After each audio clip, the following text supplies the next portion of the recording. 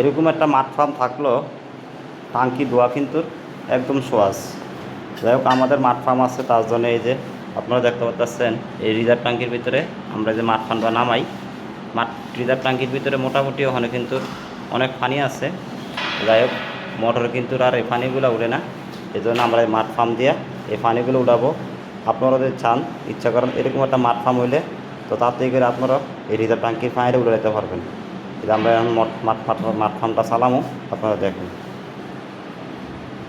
দে দে দে এই জানে তাতে গান ধরো, ফাইভে ধরো মাথাটা, ওই ফাইভের মাথা ধরো।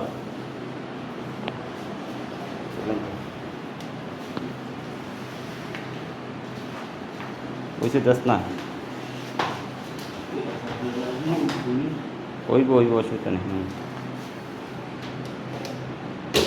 দেখিস, ধরো ধরো।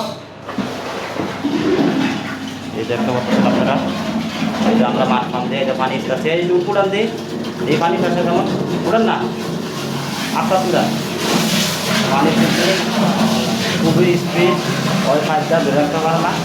তো আশা রাখছি আপনাদের কাছে আপনারা এরকমভাবে এই মাঠ ফার্ম দিয়ে পানি উঠছেন। মাঠ ফার্ম কিন্তু পানি কিন্তু সেই হয়ে যাবে, সবাই ভালো